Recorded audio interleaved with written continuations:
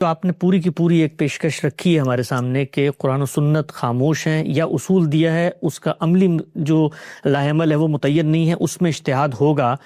تو یہ کام کیا خود پیغمبر بھی کر رہے ہوتے ہیں؟ اس لیے کہ پیغمبر آپ کے نزدیک دین کا ماخذ ہے، دین انہوں نے قرآن و سنت کی صورت میں دیا، اور سیدنا معاذ کو فرمایا کہ بھئی جب تمہیں قرآن و سنت میں کوئی چیز نہ ملے تو اجتہاد کر لو۔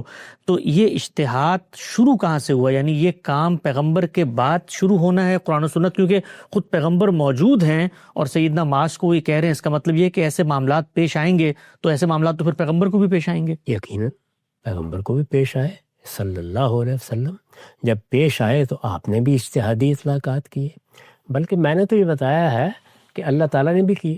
اچھا، یعنی قرآن مجید میں انہوں نے اپنی شریعت بیان کی، پیغمبر کے ذریعے سے وہ شریعت دی، یہ بتایا کہ یہ ہم اس سے پہلے پیغمبروں کو بھی دے چکے ہیں، اس کی پیروی کی جائے۔ ٹھیک، اس طرح شریعت کا ایک پورا ڈھانچہ سامنے آ گیا۔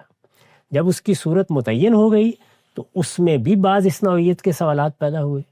قرآن نازل ہو رہا تھا تو اللہ تعالیٰ نے فرمایا کہ اگر کوئی مشکل پیش آ جائے تو پوچھ لو۔ چنانچہ پوچھا گیا تو جواب دیا گیا، جی، تو اللہ تعالیٰ نے بھی یہ کام کیا۔ اچھا، اس کو آپ فقہ القرآن کہہ سکتے ہیں، یعنی قرآن میں شریعت الگ بیان ہوئی ہے، اس کی فقہ بالکل الگ بیان ہوئی ہے۔ اسی طرح رسالت میں آپ صلی اللہ علیہ وسلم نے بھی فقہی اطلاقات کیے یا اجتہادی اطلاقات کیے۔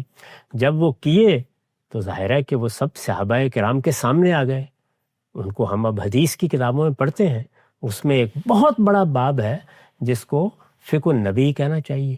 چنانچہ میں نے جب حدیث پر اپنے کام کے ذیل میں تقسیم کی ہے تو آپ دیکھیے 3 عنوانات کے تحت کیے: علم النبی، سیرت النبی اور فقہ النبی۔ وہ فقہ النبی کیا ہے؟